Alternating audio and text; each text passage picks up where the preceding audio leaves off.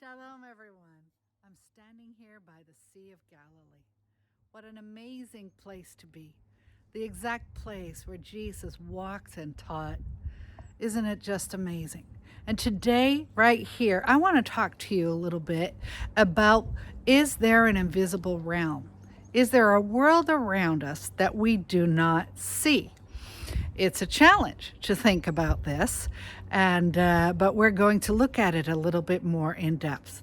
I'm Jennifer Guetta, and I'm a biblical archaeologist and scientist, and I studied at Leiden University and Tel Aviv University, and I worked for many, many years on Megiddo, also known as Armageddon.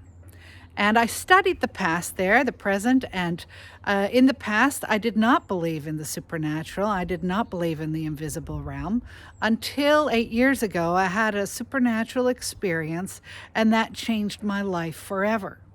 And I'll tell you a little bit about it later. But first of all, I just want to think about, why is it important for us to understand the supernatural? Actually, because it's so elusive, most people don't want to think about it.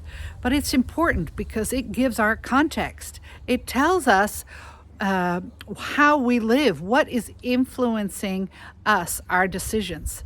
In archaeology, we always say that in order to understand a culture, in order to understand the past, we need to know the context of which they are living. Well, this is basically our context.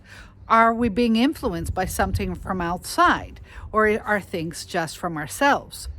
Very important to understand when we make interpretations, especially scientific interpretations.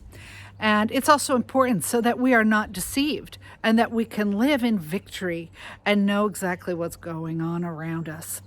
And the Bible actually says in 2 Corinthians 4:18 that there is an unseen realm and that the unseen realm is eternal. And the physical world is not. So actually that makes the unseen realm very, very important for all of us. And there are many things happening all over the world that I want to challenge you to think about. Let's first look at the witnesses. Let's say, what are people explaining? What are people saying? Well, first of all, let's look at, for example, near-death experiences. According to a Gallup that was in 1982, it said that 1 out of 25 people had a near-death experience or experienced something of where their soul went out of their body. That is a lot of people. And a near-death experience is where your body you pass away, but your body, your soul experiences something outside of it and then returns. That's pretty incredible. And it really shows that there's a lot of people that have had that. Most of those people don't really want to talk about it anymore because they're afraid that people will think they're crazy. There's another reason that it's also or another thing that many people are experiencing, and that's actually just when your soul goes out of your body, when you're sleeping or just anywhere. And that's pretty frightening for people, so they don't like to talk about it. And then there is experiences where people see things that they normally don't see. For example, they see shadows going around, or they see people, shades of people that are not alive anymore, or they see things going on. This is happening all over the world. And there's many, many stories about it in every culture. They have different names for them, of course. Some call them ghosts, some call them jinns. There's a lot of stories that have been made all over in the past and in the present from people who have experienced these things. And then there are also people that hear things, that hear with their ears things that are not that they actually do not see, voices from outside or something like this. Sometimes their experiences are good and sometimes they're bad. There's people that have very frightening experiences also at night, where they can have a shadow coming over them, or they will feel that they're being attacked by an energy source that actually makes them not move, that stops them from moving, where they're completely frozen and they can't even yell anymore. It's very scary, but it's happening all over the world. And then there's also people that have very good experiences. For example, there's dreams all over the world from people that see a man in white coming towards them. And they have nothing to do with Jesus. These people are all new, that they're not associated with him yet. But they see all of a sudden Jesus coming towards them in a dream, and they're just like, wow. And he says to them, follow me. And the next day they get up and they follow him and they give up everything for him because they know it was real. And these are really true life experiences. There's many people out there who, have experience with angels and demons. And in most cases, they don't really like to talk about it because they're afraid that people will think they're crazy, or that, there's something psychologically going on. But these things are all over the world. But when you start to see patterns that are happening in every culture, you have to ask yourself what's going on, and that there is more out there. Another thing that is happening all over the world is what's called the time phenomena. The time phenomena is when you see repeated numbers flashing on your phone or on your clock, and it's always the same number. You see it everywhere you're going, and you start to realize this cannot be coincidence. It's not just me. And when you start to realize it's not coincidence, that's when things start to change, and your life starts to change forever, because you start to realize that there is a supernatural force out there influencing you. And actually, for most people, they don't really want to think about it, because it makes you feel like you're no longer in control, that there is something out there influencing mankind that we don't see.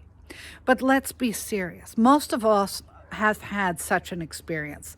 I certainly had in 2012, and you can read about it in my book, Awestruck by Glory. All of them, many of the things I just mentioned, I have seen and experienced. Have you ever experienced something like that? Something, for example, even objects moving, or, energies going by, or something that happened to you at night that is unexplainable. You're not the only one, and there's people all over the world. And there are many interpretations.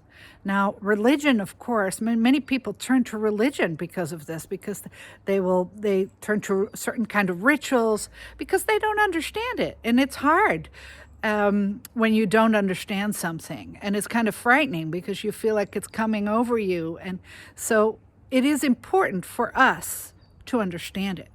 Now, this is the challenge for science. Should we be making interpretations just of the physical world when we know there is a spirit realm out there influencing us?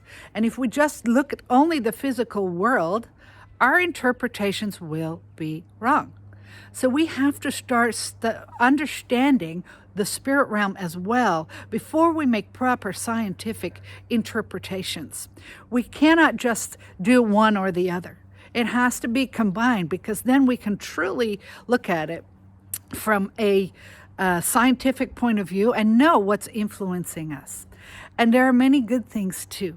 I can tell you that even God is so good, and the light shines in the darkness. And if you want to have more information about this whole subject, I just loaded a whole podcast on my new podcast called Awestruck by Glory.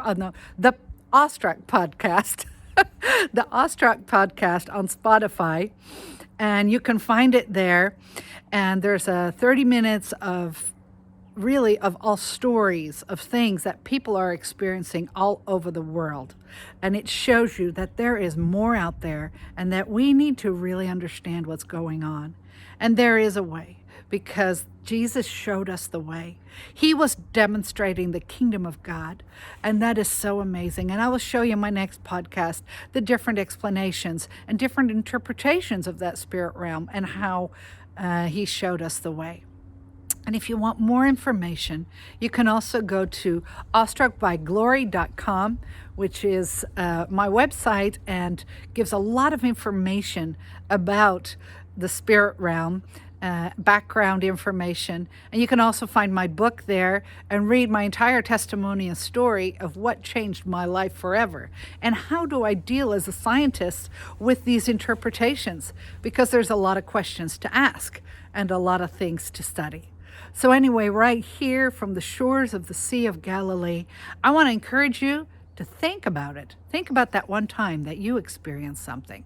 Think about it and then realize there's more out there. And stop deceiving yourself, because we have done that. We know there is more out there. And start thinking about what could be out there so we can make proper interpretations and think about, about what is God doing, what is happening, and how can we get closer to God. Okay, bye.